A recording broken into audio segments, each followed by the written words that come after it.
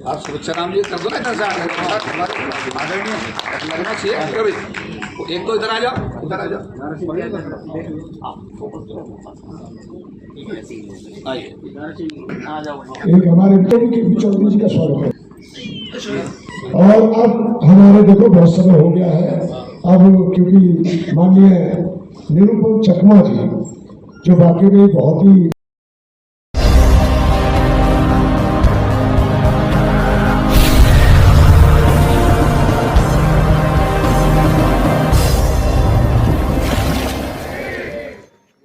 आदरणीय भिक्खु संघ और समाज के सभी सम्मानित हमारे बड़े छोटे भाई बहन बच्चे पत्रकार बंधु, अभी भंते जी बता रहे थे तो मैं हंस रहा था। मुझे भी बाबा साहब ने कनॉट प्लेस में बैठा रखा है। जिस चैम्बर में बैठता हूँ 50 लोग मेरे साथ एक साथ बात कर लेते हैं। बीच में 4 इंच की वो लकड़ी का पार्टीशन, तो बाहर भी एयर कंडीशन लगे हुए हैं, तो बाहर आदमी बैठता है तो पूछता अंदर कौन बैठा है। तो मैंने अपने स्टाफ कह रखा है कि जो भी आए अंदर भेज दे, रोके मत, क्योंकि वो 10 मिनट में हीट खाना शुरू कर देता है। जो भी आए अंदर भेजो, किसी को मत रोको। अच्छा, उसका नुकसान भत्ते जी कई बार क्या होता है, ना वो अपनी बात कह पाता ना वो कह पाता, वो ये सोचता ये जाए ये जाए ये जाए। एनीवे, तो हंसी मजाक की बातें हैं। आज सत्या बहन जी को देखा, आयोग की मेंबर रही हैं आप, राज्यसभा की सांसद रही हैं। एक वृत्तांत मैं आपको सुनाना चाहता हूं कि ये अपना गाजियाबाद डेवलपमेंट अथॉरिटी का रिव्यू कर रही थी। एक सज्जन का फोन आया, सुने कि बाबा साहब की स्टेचू लगनी है कुशाम्बी चौराहे पर, मैडम रिव्यू कर रही हैं और मैं बाहर खड़ा हूं और मुझे अंदर नहीं जाने दे रहे गाजियाबाद डेवलपमेंट अथॉरिटी के लोग। मैंने मैडम को फ़ोन किया, मैंने मैडम ये आदमी बाहर वेट कर रहा है, इसे बुलाइए। मैडम ने रिव्यू रोका, बुलाया और बुला के अधिकारियों को आदेश किया कि सबसे पहले बाबा साहब का स्टैचू आपको लगाना है, और वो स्टैचू आज स्थापित हो गया। जोरदार ताली बजाइए। इसका पलट परसों आयोग में घटना घटी। एक आयोग में मेंबर है, नालायक मेंबर कहता, सरकार की नालायकी। मैं सरकार का आदमी हूं, पहले राष्ट्रीय लोकदल पार्टी का राष्ट्रीय महासचिव था, वहां से इस्तीफा दे दिया। अभी लोक जनशक्ति पार्टी में जो रामविलास पासवान जी के बेटे चिराग पासवान है, भारत सरकार में मिनिस्टर हैं, उन्होंने अभी मुझे राष्ट्रीय महासचिव बनाया पार्टी का। उस हिसाब से मैं भी सरकार का हिस्सा बनता हूं। परसों एक घटना आयोग में हुई कि एक पिटिशनर गया, एक लवकुश कुमार का एक मेंबर नाम का मेंबर है, उसने अधिकारियों को अंदर बुलाया, पिटिशनर को बाहर भगा दिया। उसने बताया कि साहब मेरे साथ ऐसा हो गया। उसका राष्ट्रीय अध्यक्ष सेंट्रल वेयर हाउसिंग का केस था, वो गया और वहां जाने के बाद उसने कहा साहब इसकी पिटीशन है, सुन तो लीजिए आप। उसने दिल्ली पुलिस के जवान बुलाए 20-25 और कहा इनको अरेस्ट कर दो। उसके बाद जैसे हम लोगों को पता लगा, परसों हमने कमीशन के चेयरमैन का घेराव किया। पूरे कमीशन में सैकड़ों हजारों लोग थे, मीडिया वाले लोग भी मौजूद थे, और आयोग के चेयरमैन ने कहा कि साहब ये राष्ट्रपति को चिट्ठी दी है आपने इसे हटाने की, हम चाहते हैं कि हमें 15 दिन का समय दीजिए, हम इसमें एक्शन करके और समाज को बताएंगे। तो मैंने आयोग के चेयरमैन से कहा, बूटा सिंह एक दिन इस कुर्सी पे बैठा था, ABCD कैटेगराइजेशन उसने SC में पास कर दिया था, सारा समाज आया, 1000 आदमी आए, उसे कहा कि आप बताइए आप ABCD कैटेगराइजेशन कैसे SC ST में कर रहे हैं। तो उसने कहा हम नहीं कर रहे हैं। उससे लिख कर लिया गया उसके दस्तखतों में कि राष्ट्रीय अनुसूचित जाति आयोग SC कैटेगरी के ABCD कैटेगराइजेशन के पक्ष में ना था, ना है, ना होगा। तो मैंने कहा किशोर मकवाने जी, मैं आपको बता के जा रहा हूं, इस आयोग के मेंबर को यहां से इसका काम करिए, राष्ट्रपति को रिपोर्ट भेजिए। ऐसे लोग जो अपने पिटिशनर्स को बाहर निकाल देते हैं, मैनेजमेंट को अंदर बिठा लेते हैं और उसके बाद में दिल्ली पुलिस से SC समाज के लोगों को अरेस्ट कराने की धमकी देते हैं, ऐसे लोगों को आयोग में नहीं होना चाहिए। ये सब चलता रहेगा, क्योंकि अभी बाबूजी बता रहे थे, वरिष्ठ IAS अधिकारी थे, हम लोग भी सीखते हैं, समझते हैं, देखते हैं। बेसिक सवाल आता है बुद्ध विहार का जो गया में, भंते जी ने कहा कुछ होना चाहिए। तो मैं अभी बुलंदशहर में भंते जी के कार्यक्रम में था, तो मैंने कहा कुछ सहयोग हमारा ले लीजिएगा। फिर अलीगढ़ का भी बुद्ध विहार के भंते वहां बैठे, मैंने कहा कुछ सहयोग हमारा भी ले लीजिएगा। फिर जिनके कार्यक्रम में गए उनको कोई सहयोग हुआ ही नहीं। तो अभी मैं बुलंदशहर एक कार्यक्रम में गया, तो भंते जी के यहाँ से कुछ आया कि भाई ऐसे ऐसे एक मैगजीन छपी थी, उसका कुछ बैलेंस पड़ा हुआ है। तो मैं भंते जी को माफ़ी मांगी, ने फिर एक सहयोग जो भी बन सकता। देखिए ऐसा है, अगर हम सच्चाई से समीक्षा करें, अभी मैंने हिसाब लगाया 25 करोड़ का बैठे बैठे। अगर हमारा कोई वेस्टेड इंटरेस्ट नहीं है, ट्रस्ट है, और ट्रस्ट सबके लिए बराबर होता है, ट्रस्ट का कोई मालिक नहीं होता, और ट्रस्ट में अगर 100% की पारदर्शिता है, तो मैंने 25 करोड़ का बैठे बैठे हिसाब लगाया। कितने आदमी चाहिए? 2,500 आदमी चाहिए इंडिया से, 1-1 लाख रुपए के 2,500 ट्रस्टी, और ये आज ही पैदा हो जाएंगे, कोई बहुत बड़ी बात नहीं है। ये 25 करोड़ का बौद्ध विहार तो आज ही बन जाएगा, बशर्ते मैंने बनते से कहा हमारे समाज के लोग क्या चाहते हैं। मेरा क्या, मोदी जब प्रधानमंत्री बने उन्होंने कहा अधिकारी के सामने फाइल जाती है, वो पूछता है, फाइल देखता है, वो पूछता है कि मेरा क्या, अगर फाइल में उसका लगता है तो कहता पास, और अगर उसमें उसका कहता कि मेरा कुछ है ही नहीं तो कहते मुझे क्या, फाइल उठा के फेंक देता है। ये मोदी का स्टेटमेंट है। हर आदमी नाम चाहता है जी बनते जी, हर आदमी चाहता है अगर ट्रस्ट बन है तो मैं 1 लाख रुपया अगर दे रहा हूं ट्रस्ट के लिए, तो यार मुझे भी ट्रस्टी बना लो। और ट्रस्टी बनाने में घाटा क्या है जी, मुझे समझ में नहीं आता। अगर बड़ा प्रोजेक्ट लेके चल रहे हो तो बड़ी सोच लेके हम चलेंगे तो बड़ा, जैसे मुझसे आपने कहा मैंने 1 लाख रुपए का तुरंत चेक बनाया, आपको दे दिया।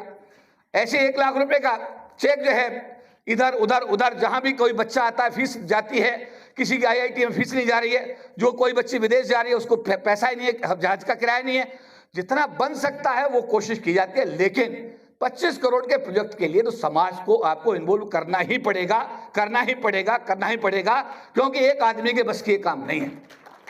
बड़ा प्रोजेक्ट है तो बड़ा सोच के चलते हैं। तो मैं आपको एक सोचनाम साहब तो देखिए वरिष्ठ IRS अधिकारी हैं, हमारे आयुक्त रहे इनकम टैक्स के, तो उनका विभाग तो पैसे से ही ताल्लुक रखता है। नहीं, उनका प्रधान आयुक्त रहे तो उनका तो डिपार्टमेंट ही पैसे से ताल्लुक रखता है। तो आपने हम दोनों के ऊपर जिम्मेदारी दी है, तो मैं उनसे बिना पूछे जिम्मेदारी ओन करता हूं कि हम दोनों इस 25 करोड़ की व्यवस्था में आपके साथ कंधे से कंधा मिलाकर काम करेंगे, और गया की जो ये पवित्र भूमि है उस पर आपके हिसाब का बौद्ध विहार बना करके समाज को समर्पित करने में आपके साथ बिल्कुल 24 घंटे काम करेंगे।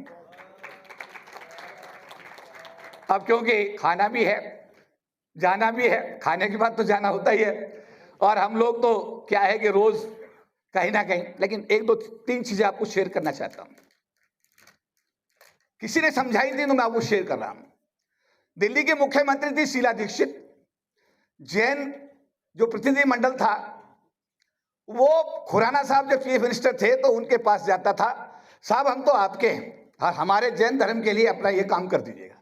तो खुराना से भी काम करा लिया। फिर शीला जी बन गई तो उनका जी हम तो आप ही के, हमारी समस्या समाज की, और शीला जी से भी काम करा के लिए आए। उसके बाद केजरीवाल जी बन गए तो केजरीवाल के पास गए कि साहब हम तो जैन हैं जी, हमारा इस समस्या समाज के, उससे भी करा लाए। ठीक है, तो उन्होंने कहा हमारे आदमियों ने तो बिल्कुल खूंटा ही गाड़ रखा है। पिछले दिनों एक घटना समाज में बड़ी चर्चा का विषय बनी। विषय था लेटरल एंट्री। क्या विषय था? लेटरल एंट्री, जिसमें रिजर्वेशन लागू नहीं हो रहा था। ये बात सही, हाथ उठा के बताओ सही है? लेटरल एंट्री एक प्रॉब्लम था। ये इशू चिराग पासवान जो रामविलास पासवान के बेटे हैं उनके संज्ञान में लाया गया। उन्होंने प्रधानमंत्री के साथ बात की और लेटरल एंट्री को भारत में बिल्कुल बंद कर दिया गया। क्या ये उपलब्धि समाज के लिए होनी चाहिए, नहीं होनी चाहिए? अभी बोध गया की समस्या बड़े लंबे से समय चल रही है। कानून बना हुआ है, 3 हिंदू रहेंगे, 3 बौद्ध रहेंगे और एक कलेक्टर रहेगा चेयरमैन। कलेक्टर अगर हिंदू नहीं होगा तो चेयरमैन नहीं होगा, वो दूसरा हिंदू वहां चेयरमैन होगा। 7 आदमियों की कमेटी में 4 हिंदू हैं और नाम क्या है? बोध गया। यानी कि धरोहर किसकी है? हमारे बौद्धों की। ये बात सही गलत है? अब उसमें ये विषय, क्योंकि बिहार से ताल्लुक रखता है, चिराग पासवान बिहार से आते हैं, उनके पिताजी भी बिहार से आते थे। ये विषय अभी हमने रखा और इसमें एक हाई पावर कमेटी मीटिंग बुलाई गई। प्रधानमंत्री से बात करिए, विधानसभा जो है बिहार की उसमें अमेंडमेंट करिए, केंद्र सरकार को भेजिए और ये एक्ट को अमेंड करके नहीं कि 7 के 7 आदमी बौद्ध धर्म के होने चाहिए, बौद्ध के अनुयायी होने चाहिए, भिक्षु होने चाहिए। अगर ये हो जाता है तो ये हमारे लिए उपलब्धि है, फेल्योर है? अरे मैं गलत कह रहा हूं, सही कह रहा हूं? कल एक बैठक चल रही थी अहिरवार समाज की, राष्ट्रीय अधिवेशन था। इत्तेफाक से हमारे कनाट प्रेस ऑफिस में ही वो पूरे कई राज्यों के 10-12 राज्यों के लोग थे। एक सज्जन बता रहे थे ये हुआ वो हुआ, किसी को परेशानी हुई। हमारे समाज में परेशानी बहुत होती है, वो खड़े होकर उसका अपोज करने लगे। फिर जब हमारा संबोधन हुआ तो हमने कहा निजी क्षेत्र में आरक्षण अगर हो जाए, अगर निजी क्षेत्र में आरक्षण हो जाए तो समाज के लिए उपलब्धि है फेल्योर है? उपलब्धि है। और अगर ये बीजेपी 25 साल सत्ता में रहती है तो कैसे?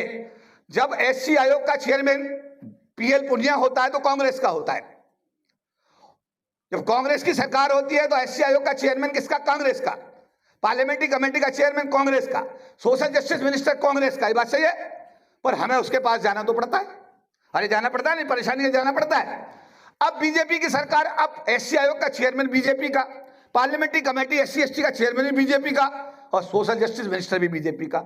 हमारे लोग आज भी वहां पे जाते हैं, जाते नहीं जाते? अगर ये सच है तो भाई मेरे, अगर सत्ता में जो लोग हैं उनके साथ में अपनी बातों को रख करके, अपनी बातों को मनवा करके, अगर समाज का नीतिगत मामलों में भला हो, लार्जर इंटरेस्ट अगर, देखिए पिछले दिनों क्या हुआ, एट्रोसिटी एक्ट हुआ। एट्रोसिटी एक्ट में भारत बंद हुआ, उसके बाद में सरकार ने दबाव में ही किया, पर अमेंडमेंट करके नहीं कि उसको इन्फोर्स करने का काम किया। अब सवाल यह है कि उसको लागू कैसे किया जाए, ये जिम्मेदारी तो हम सबकी बनती है। सर कानून तो बने हुए हैं, पर लागू ऐसे 4% की खरीदारी पूरे सरकार में शेड्यूल्ड कास्ट जो है उद्योगपतियों से सामान खरीदने का कानून बना हुआ है, उसमें एक भी पैसे का सामान नहीं लिया जा रहा है, लागू नहीं हो रहा है। कानून तो है पर कानून लागू तो नहीं हो रहा है। हमारा दायित्व बनता है, जो पढ़े लिखे लोग हैं, जो बाबा साहब से ब्लेस्ड हैं, जिनको ये मौका मिल गया है और वो कुछ कर सकते हैं। जैसे बाबा साहब ने भवन बनाया, भवन पे कुछ लोगों ने कब्जा जमाया। अगर आज आपको हम मीटिंग करनी है, पहली बात तो बैठने की जगह ऐसी नहीं जैसा आज हॉल में बैठे हुए हैं, ऐसी है क्या बनते जी? अम्बेडकर भवन में बैठने की ऐसी व्यवस्था है जैसी है? कुर्सियां कैसी हैं लोहे की, पंखे कैसे हैं जो ऐसे चलते हैं? एसी का कोई मतलब ही नहीं। अरे सही बात है, गलत है? उसके बावजूद भी आपको वहां 10,000, 20,000, 5,000, 2,000 देने पड़ेंगे, उसके बिना आप मीटिंग नहीं कर सकते। हाथ उठा के बताओ, सही बात है गलत है? जगह किसकी है? बाबा साहब की। एक जगह कनॉट प्लेस में है, किसकी है? भारत सरकार की। कब्जाई किसने? समाज ने। उसको आज की आधुनिक सुविधाओं से सुसज्जित किसने किया? समाज ने। एक हॉल 150 लोगों का, जिसका नाम है doctor Ambedkar memorial hall, 6 air condition, 12 ton AC चलता है एक साथ। समाज के हर आदमी को फ्री दिया जाता है, कोई भी आके मीटिंग कर ले। अरे पत्रकार बंधु, ये सही कह रहा हूं गलत कह रहा हूं मैं? ये सही है। दूसरा हॉल है 100 लोगों का, फ्री ऑफ कॉस्ट। भारत के पूर्व चीफ जस्टिस के.जी. बालाकृष्ण, बड़ा नाम है छोटा नाम है, हर संडे कनॉट प्लेस के उस ऑफिस में आते हैं, बच्चों को कानून की पढ़ाई पढ़ाते हैं और हर साल 10, 5, 15, 20 बच्चे उनके पढ़ाई में जज बन जाते हैं। अम्बेडकरवाद को पहले समझ लो। अम्बेडकरवाद है क्या? मेरी भाषा में अब देना ही अम्बेडकरवाद है। क्या गांव के अपने भाई जो गांव में रह गया, उसके बच्चे की फीस हम दे रहे हैं? जवाब है नहीं, जवाब है नहीं। अगर हम अपने सगे भाई का बच्चा जो गांव में रह गया है, अगर उसकी फीस भी नहीं देते और doctor Ambedkar London school of economics से पढ़ करके अगर वह प्रोफेसर बन गए होते, कोलंबिया विश्वविद्यालय में पढ़कर हम प्रोफेसर बन गए होते, इंडिया ना आए होते, संविधान ना बनाया होता, रिजर्वेशन ना लगाया होता, तो श्रीलंका की तरह, पाकिस्तान की तरह, नेपाल की तरह क्या कोई आईएएस बनता? जवाब है नहीं। आईपीएस बनता? जवाब है नहीं। 131 सांसद बनते? जवाब है नहीं। और अगर बाबा साहब ने हमको दिया है तो क्या हम अपने समाज को उसका 1%, आधा % भी कुछ दे रहे हैं? जवाब है नहीं। अपने अंदर अमेंडमेंट करो, चेंज करो, परिवर्तन लाओ, बाबा साहब को पढ़ो, अपने जीवन में उतारो। मुझे लगता है यही अम्बेडकरवाद होगा, यही बुद्धिज्म होगा। अंत में अपनी बात को समाप्त करते हुए, बनते जी, इस बुद्ध विहार में मैं और सुबच्चन राम जी दोनों को आपने इंडिकेट किया है। हालांकि मैं सुबच्चन राम साहब से बात ही नहीं कर पाया हूँ, वो उधर बैठे, मैं उधर बैठा हूँ।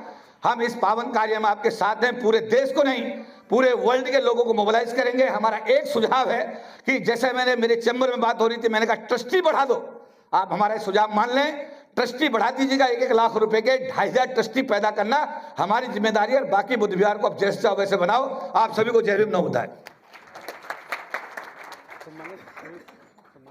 ऐतिहासिक कार्यक्रम है, 25 करोड़ का बुद्ध विहार बना रहे हैं आप बोधगया में, क्या कहना है इस पर?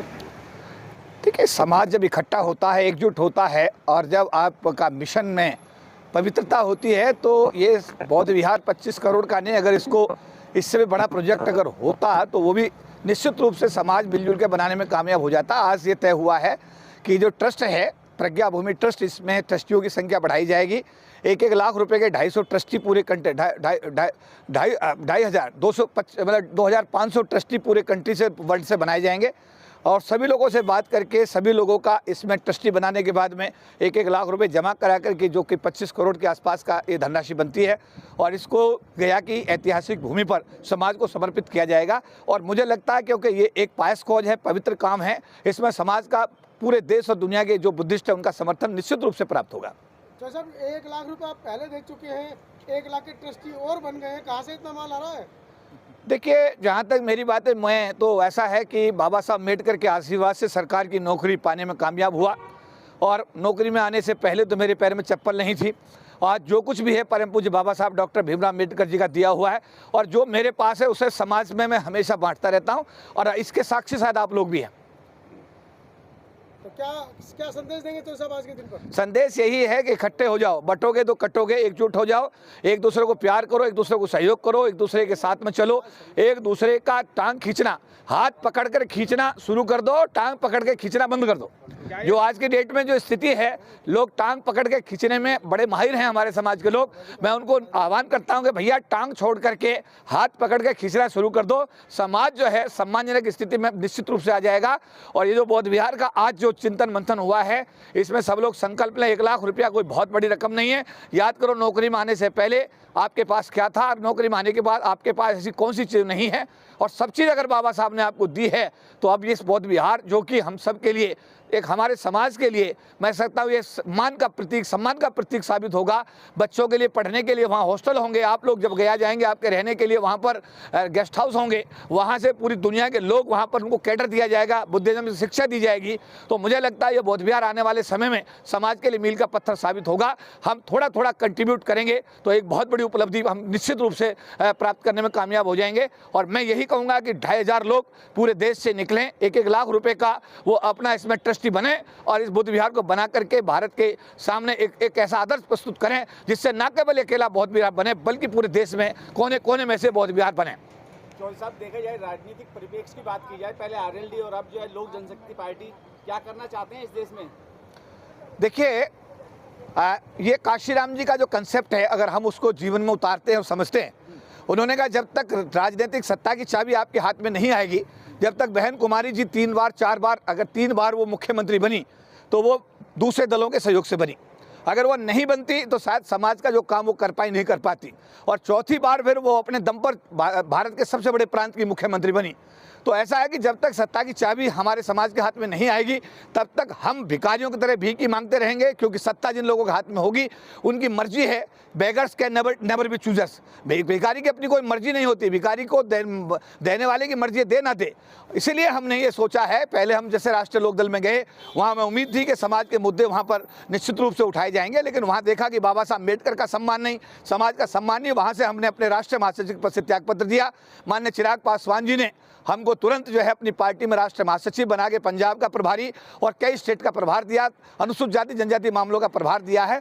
और हमें उम्मीद है कि उनकी पार्टी रामविलास पासवान जी, जो करीब 5 दशक तक भारत की राजनीति में छाए रहे, कैबिनेट में मिनिस्टर रहे, बाबा साहब मिशन के सिपाही हैं, उनके बेटे चिराग पासवान केंद्र सरकार में इस समय फूड प्रोसेसिंग इंडस्ट्रीज के मिनिस्टर हैं। उनके 19 एमएलए बिहार में हैं, 2 उनके कैबिनेट मंत्री हैं, SC/ST आयोग का चेयरमैन बिहार में हमारी पार्टी का है, और 5 सांसद हमारे संसद में हैं, और 1 हमारा सांसद जो है SC/ST पार्लियामेंट्री कमेटी का मेंबर है।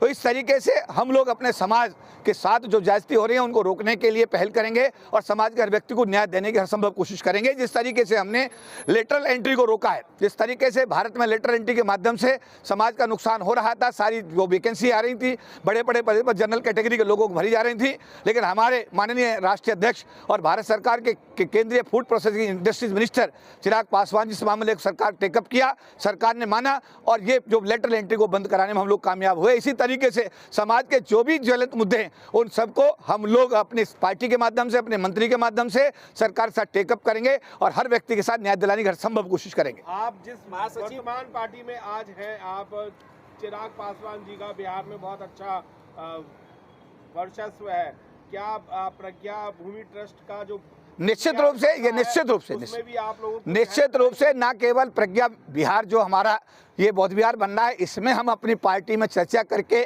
बुद्ध विहार में बिहार के स्तर पर नहीं, पार्टी के स्तर पर, मतलब केंद्रीय स्तर पर भी इसमें सहयोग कराने की कोशिश करेंगे।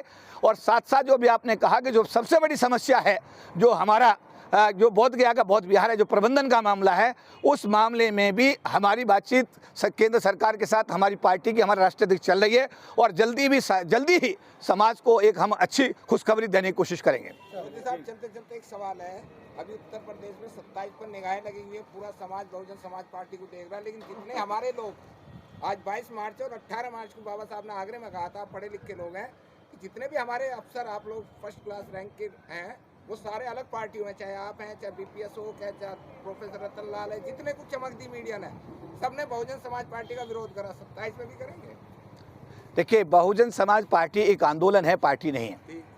बहुजन समाज पार्टी का विरोध करने वाला कोई व्यक्ति ऐसी सोच रखता है, चाहे मैं बीपीएस हो, मेरे साथ पढ़ा, जब मैं पोस्ट ग्रेजुएशन कर रहा था मेरठ कॉलेज से, तो हॉस्टल में मेरे साथ था, बीए कर रहा था, हमारा छोटा भाई है, वो प्योरली जो एक कंसेप्ट है, डॉक्टर अम्बेडकर कंसेप्ट ही काशीराम जी का कंसेप्ट है, काशीराम जी का कंसेप्ट ही बीएसपी का कंसेप्ट है।